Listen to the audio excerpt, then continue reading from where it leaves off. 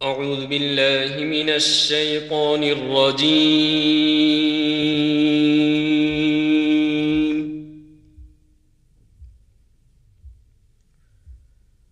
بسم الله الرحمن الرحيم.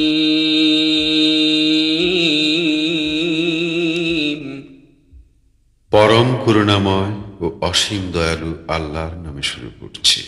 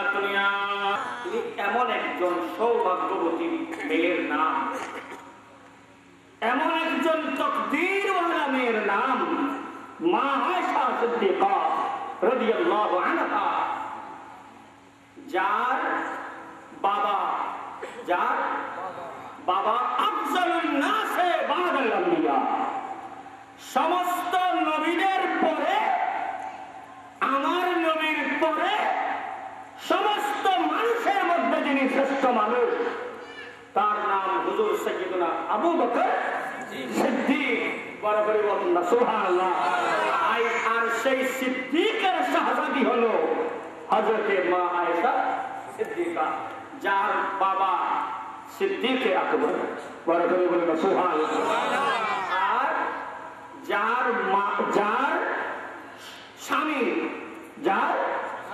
যার স্বামী হলো সৈয়দুল আম্বিয়া, যিনি আমার নবীকে জায়গা দিয়েছেন, যিনি আমার নূরানী নবীর মুখ মুবারকে স্থান পেয়েছে, তিনি কত বড় ভাগ্যবতী মেয়ে হবে খোদা জানে, বড় করে বলুন সুবহানাল্লাহ। এজন্য মুফতি আহমদ ইয়ার খান আইনি রহমতুল্লাহ আলাইহি তিনি মা আয়েশা সিদ্দিকার শানে বলেছিলেন, মা আপনার কি প্রশংসা আমি করব, আপনি তো সিদ্দিকা, আর আপনার বাবা সিদ্দিক, আর আপনার স্বামী হলো দোনো জাহানের বাদশাহ নবী মুহাম্মদুর সাল্লাল্লাহু আলাইহি ওয়াসাল্লাম। এবং আপনি যেই ঘরানায় বড় হয়েছেন, যেই আপনি ঘরানায় এসেছেন, সেই ঘরানা হলো, সেই পরিবেশ হলো দুনিয়ার সকল পরিবেশের শ্রেষ্ঠ পরিবেশ। সুবহানাল্লাহ। आप हैं सिद्दीक, आप हैं सिद्दीक, बदर सिद्दीक, शौहर नबी। आप हैं सिद्दीक, बदर सिद्दीक और शौहर नबी।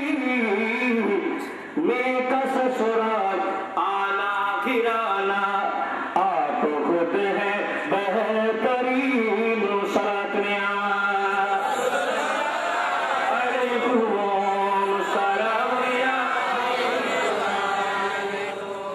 মা আয়েশা সিদ্দিকা তিনি তখন 6 বছরের মেয়ে। কয় বছরের? বলেন না, কয় বছরের? কোন 6 বছরের মেয়ে আপনারা বিয়ে দেবেন? জোরে বলেন না। কোন বাবা বিয়ে দেবে? কোন বাবা বিয়ে দেবে না 6 বছরের মেয়ে।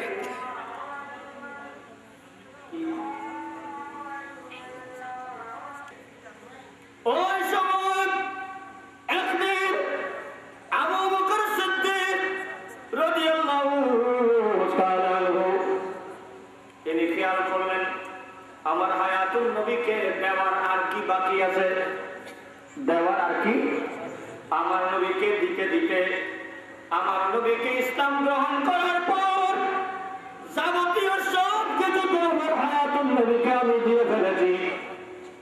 আমার ধন দিয়েছি, দৌলত দিয়েছি, জায়গা দিয়েছি, জমিন দিয়েছি, দিতে দিতে সব কিছু তো হায়াতুল নবীকে দিয়ে দিয়েছি। এবার নিজেকে প্রশ্ন করতেছে, আমার নবীকে দেওয়ার আর কি আছে? বড় করে বলুন সুবহানাল্লাহ। দেখি আমার নবীকে আবার দেওয়ার কিছু বাকি আছে কিনা। দেখলো হযরতে সিদ্দিক আকবরের ঘরে একজন অতীব সুন্দরী, অতীব চরিত্রবান একজন, একেবারে অতীব সুন্দরী একজন মেয়ে রয়েছে। তার মেয়ে বলে, হাই আমার নবীকে দিতে দিতে সবকিছু তো দিলাম, একটি তো হলো আমার মেয়েটাও যদি হায়াতুল নবীকে না দিই তাহলে একদিকে এটা অপূরণীয় হয়ে যাবে, অপূর্ণাঙ্গ থেকে যাবে। ঐতিহাসিকরা ইতিহাস লেখার সময় আমার একটা অপূর্ণাঙ্গ ইতিহাস এখানে লেখা হবে। কিয়ামতের ময়দানে আল্লাহকে বলতে পারবো না আল্লাহ সব দিয়েছে বলে। আল্লাহ হয়তো বলবে, তোমার তো একটা মেয়ে ছিল, এটা তো আমার নবীকে দাও নাই, সুতরাং আমার এই মেয়েটাকেও আমার হায়াতুল নবীকে দিয়ে ফেলতে হবে। বড় করে বলুন সুবহানাল্লাহ। এটাও দিয়ে ফেলতে হবে। বড় করে বলুন না সুবহানাল্লাহ। এজন্য সিদ্দিক আকবর একদিন বলেন, ইয়া রাসূলুল্লাহ, আমার কাছে 3টি জিনিস বেশি প্রিয়। কয়টি? 3টি জিনিস। জোরে বলেন না। 3টি জিনিস প্রিয়। কি আবু বকর কি প্রিয় তোমার? বলে, ইয়া রাসূলুল্লাহ, 3টি আপনার জন্য। বড় করে বলুন না সুবহানাল্লাহ। 1 নম্বর প্রিয়, আল্লাহ ইলা ওয়াজহি রাসূল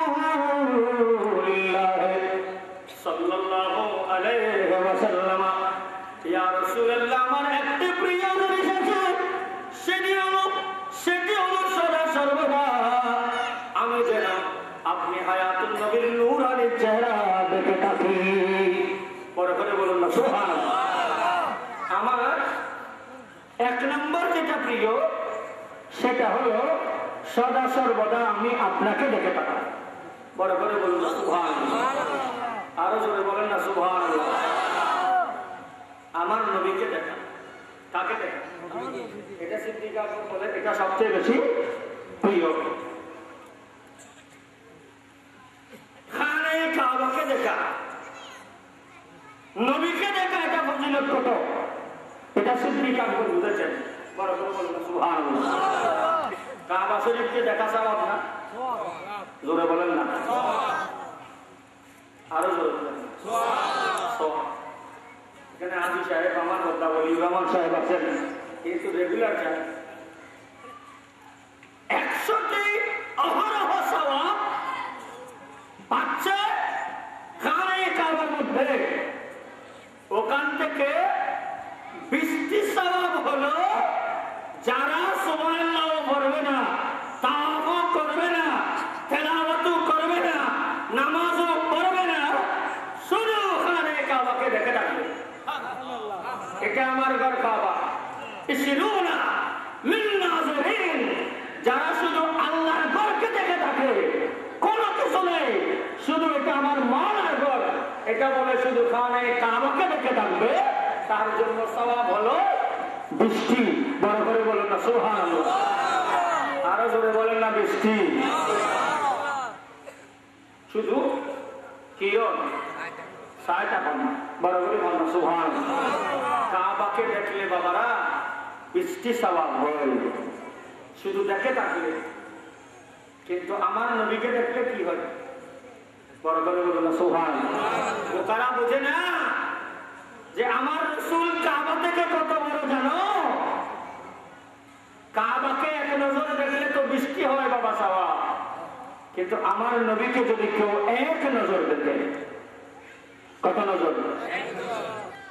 এক নজর দেখলো, ঈমান অবস্থায় শুধুমাত্র একটিবার নবীকে দেখেছে, তো সে সাহাবী হয়ে গেছে। বড় করে বলুন সুবহানাল্লাহ। কি হয়ে গেছে? একজন সাহাবী, এক পাল্লায় একজন সাহাবী, যিনি এইমাত্র সাহাবী হলো, আমার নবীকে দেখেছেন। নবীকে দেখার সাথে সাথে সাহাবী হয়ে গেল। নামাজও করে নাই, এখন তো নামাজও করতে পারলো না, রোজাও করতে পারলো না, হজ করতে পারলো না, যাকাতও দিতে পারলো না, খালি সেও কি হয়ে গেল? সাহাবী হয়ে গেল। জোরে বললো না, সেও কি হয়ে গেল? তো সেই সাহাবী হলো, তো তার মর্তবা কত?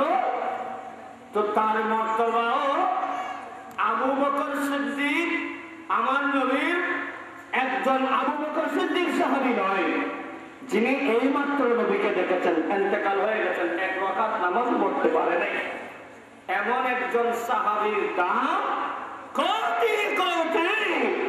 আল্লাহর ওলিকে এক পাল্লায় রাখলে, গৌসুল আজমকে এক পাল্লায় রাখলে, ওই সাহাবীর কোরআন বাণীর মর্তবাও হবে। বলে না কাবা, কাবা কাবা, নবী শুধু কাবা নয়, কাবা। এই জন্য ইমামে আহমদ রাজা ফাজলে বেগলভী ডাক দিয়েছিলেন, হাজিরা যখন খানে কাবায় তাওয়াফ করছে, আল বেদাই তাওয়াফ, শেষ তাওয়াফ করছে, শেষ তাওয়াফ করে এখন খানে কাবাকে বিদায় দিচ্ছে, ওই সময় আলা হযরত ইমাম আহলে সুন্নাত, ও হাজী সাহেব ভাইরা, ও হাজী সাহেবানরা, আসো না, আমি ইমামে আহমদ রাজা তোমাদেরকে ডাকছি, আসো না, এতক্ষণ তো কাবাকে দেখেছো, আমি তোমাদেরকে আবার কাবাকে দেখাবো। বড় করে বলুন সুবহানাল্লাহ। হাজিও आओ शहंशाह का रोज़ा देखो, हाजियों आओ शहंशाह का रोज़ा देखो, काबे तू देख चुके हैं, अब काबे का काबा देखो।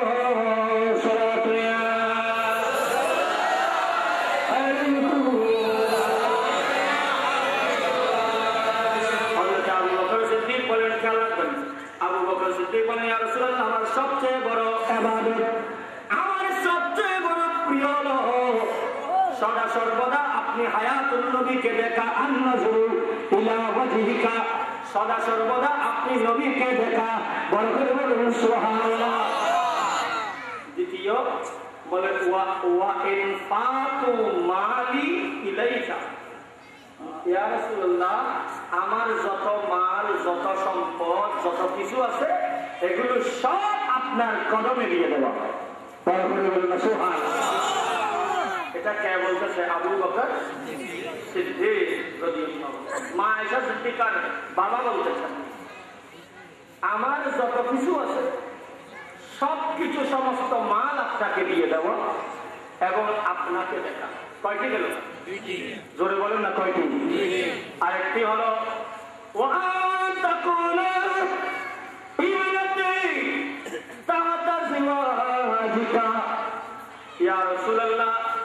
আরেকটি আমার প্রিয় জিনিস আছে, আমার অন্তরের বড় আশা, বড় আকাঙ্ক্ষা আছে।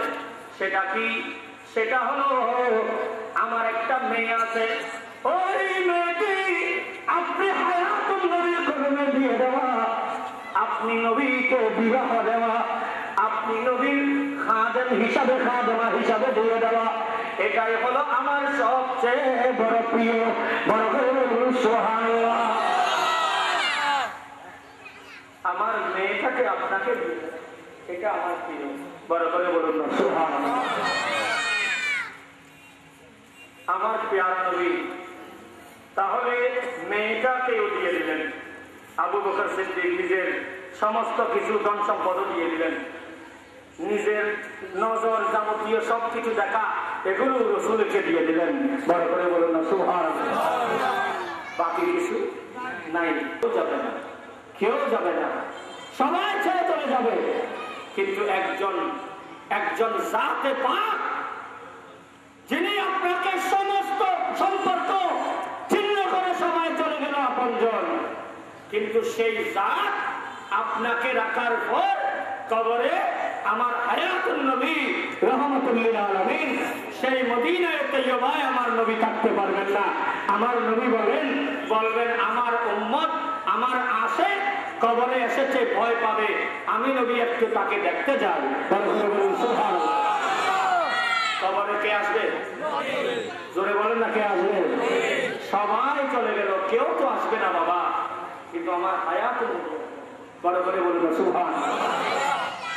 কারে লাগিয়া কান্দরে মনে, কারে লাগিয়া কান্দ, কেউ তো তোমার আপন হবে না, না না, যেজন হবে আপনা সে তো মদিনা, যেজন হবে আপনা সে তো মদিনা।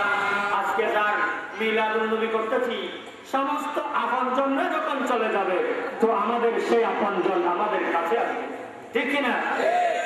এই দুনিয়া আপন জন আজকে আছে, কালকে নাই, দয়াল নবী মায়ার ছবি আপন সদা, আপন সদা। সমস্ত এই দুনিয়ায় আপনজন, কালকে কিয়ামতের ময়দানেও আপনজন, ফুলসরাতের ঘরেতেও আমার নবী, যখন হিসাব শুরু হচ্ছে সেখানেও আমার নবী, কবরেও আমার নবী আপনাকে দেখতে আসে। বড় করে বলুন না সুবহানাল্লাহ। এই দুনিয়ার আপন জন আজকে আছে, কালকে নাই, দয়াল নবী মায়ার ছবি আপন সদা, আপন সদা। এমন আপন নবী যার নাই উপমা, যেজন হবে আপনা সে তো মদিনা, যেজন হবে আপনা সে তো মদিনা। কার লাগিয়া কান্দরে মনে, কার লাগিয়া বান্দ, কেউ তো তোমার আপন হবে না, না না, যেজন হবে আপনা সে তো মদিনা, যেজন হবে আপনা সে তো মদিনা। কবর হাসর ফুলসিরাতে কোনো আপন পাবে না, কোন আপন পাবে না, কবর পাবে না, ফুলসিরাত পাবে না, হাসর পাবে না। বড় করে বললাম সুবহানাল্লাহ। কবর হাসর ফুলসিরাতে কোনো আপন পাবে না, যেজন পাবে সেজন হবে শাহে মদিনা।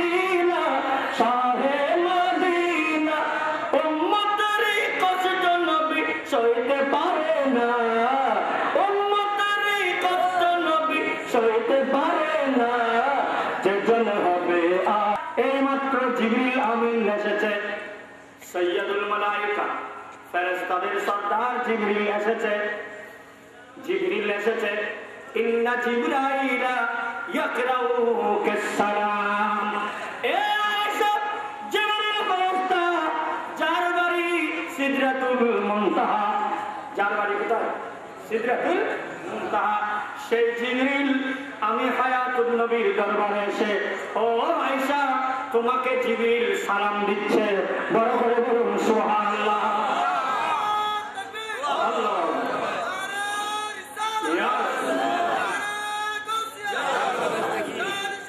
আমরা আয়েশা সিদ্দিকার দরবারে পেতাম। বড় করে বলুন সুবহানাল্লাহ। আয়েশা সিদ্দিকার জন্য সেকেন্ড ম্যান, ফার্স্ট ম্যান যিনি সর্বপ্রথম সবচেয়ে বেশি হাদিস যিনি রচনা করেছেন তার নাম হুজুর সাইয়্যিদুনা আবু হুরায়রা।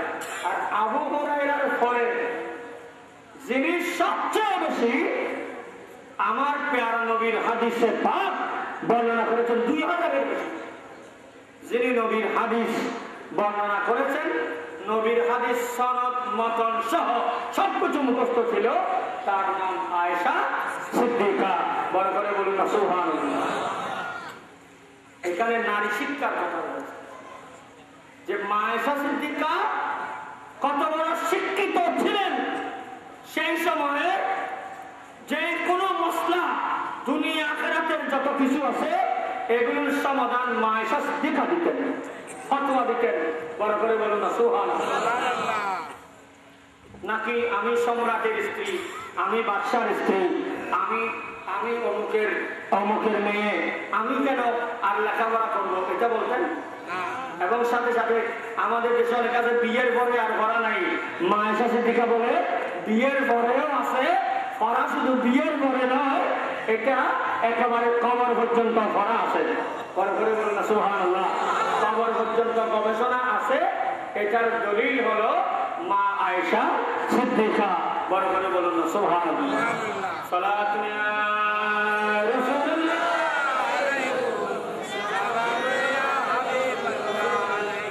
দরদিলে মুসলিম মাকাম মুস্তাফা আবরুয়ে মাজিনা মে মুস্তাফা তো সালাতুল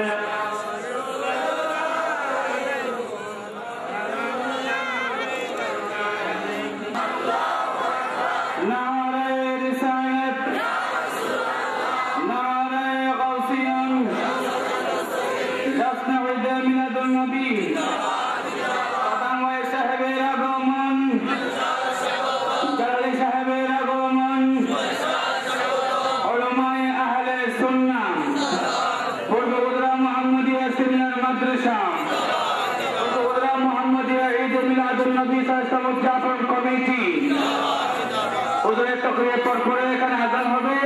আযানের পরে আমরা এশারের জামাত আসরের নামাজ সেখানে পড়ে নেব। তারপর আমাদের সম্মানিত প্রধান ওয়াইস সাহেবের তকরির চলবে। সালাতু ইয়া রাসূলুল্লাহ আলাইকুম সালাম ইয়া মাশা সিদ্দিকা। সুবহানাল্লাহ।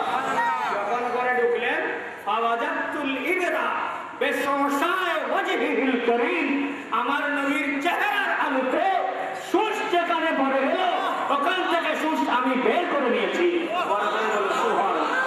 শুধু তাই ছিলেন না, মা আয়েশা সিদ্দিকা ছিলেন শ্রেষ্ঠ একজন পর্দাওয়ালা মেয়ে, ঠিক কিনা? কেমন পর্দা জানেন? মা আয়েশা সিদ্দিকা মিশকাতে বাবু জিয়ারতিল কুবুরের মধ্যে আছে হাদিস। কিরকম? মা আয়েশা সিদ্দিকা বলেন আমার হুজরায় তো গুম গিয়েছেন, আমার হুজরায় তো দাফন হয়েছে নবী। মা আয়েশা সিদ্দিকার হুজরায় কে দাফন হয়েছে? নবী। কার হুজরা? মা। এবং আল্লাহর নবীর পর ওখানে দাফন হয়েছে হযরত আবু বকর সিদ্দিক, ঠিক না? মা আয়েশা বলেন আমি যখন হুজরায় ঢুকতাম তখন আমার আলাদা কোনো নেকাব ছিল না, আলাদা কোনো মাথায় কাপড় দিয়ে যা ছিল শরীরে তা নিয়ে স্বাভাবিকভাবে আমি হুজরাতে ঢুকে যেতাম, যেহেতু ফিহে রাসূলুল্লাহ সাল্লাল্লাহু আলাইহি ওয়াসাল্লাম হুয়া যাওজি ওয়া আবি ওয়া ফিহি আবি। মানে যেহেতু এখানে যিনি শুয়ে আছেন ইনি তো আমার স্বামী এবং ইনি তো আমার বাবা। বড় করে বলুন সুবহানাল্লাহ। কিন্তু ফালাম্মা দুহনা ওমর ইবনুল খাত্তাব, হযরত সাইয়্যিদনা ওমর ইবনুল খাত্তাব রাদিয়াল্লাহু তাআলা যখন দাফন হলেন তখন বলে আমি মা আদখালতুহু ইল্লা মাসদুরা। যখন আমি হযরতে ফারুক আযম এখানে দাফন হয়ে গেল তখন থেকে আমি আয়েশা সিদ্দিকা মাথায় কাপড় ছাড়া নেকাব পরা ছাড়া আমি কোনোদিন আর ওই হুজরার মধ্যে প্রবেশ করতাম না। বড় করে বলুন সুবহানাল্লাহ। হায়াআন মিন উমর, হযরত ওমর ফারুকের শরম লাগার কারণে যেহেতু আমার স্বামীর কাছে খোলা মাথায় যেতে পারি, আমার বাবার কাছে যেতে পারি, কিন্তু ওমর ফারুক তো আমার স্বামীও না বাবাও না, তার সামনে কেমনে যাব? তারপরে বলুন সুবহানাল্লাহ। যিনি কবরে যারা বসেছে এদেরকে এইভাবে হায়া করে এদের সামনে এইভাবে পর্দা করে, তো খোদা জানে বাহিরে কিভাবে পর্দা করতো। তারপরে বলুন সুবহানাল্লাহ। আয়েশা সিদ্দিকার আদর্শ আজকের নারীদের জন্য কি আদর্শ বলেন না? এবং সাথে সাথে আকীদার মসলা সাবিত হয়ে গেল যে ফারুকে আজম শুধু আমার নবী জিন্দা নয়, আবু বকর সিদ্দিক জিন্দা নয়, হযরত ওমর ফারুকে আজমও জিন্দা। শুধু তাই নয়, ওমর ফারুক আজম কিভাবে জিন্দা, মা আয়েশা সিদ্দিকার আকীদা হলো ওমর ফারুক আমি যে খালি মাথা সেটাও দেখবেন, সেজন্য আমি ছায়া করে ওদিকে যেতাম না। আল্লাহ পাক জাল্লা মজদুহু আমাদেরকে সবাইকে আমল করার তৌফিক দান করুন, আমিন। কালেকশনের ব্যাপারটা ইনশাআল্লাহ আলিমরা করবে। আমি একটু দূরে যাবো বিদায়, আমি এখন আর সেদিকে যাচ্ছি না, এখন নামাজ হবে ইনশাআল্লাহ। এরপরে আজকে মাহফিলের যিনি আলোচক, প্রধান আলোচক, উনি কালেকশন এবং যাবতীয় কাজ করবেন। আল্লাহ আমাদেরকে সবাইকে আমল করার তৌফিক দান করুন, আমিন। ওয়া আখিরু দাওয়ানা আলহামদুলিল্লাহি রাব্বিল আলামিন। আসসালামু আলাইকুম ওয়া রাহমাতুল্লাহ।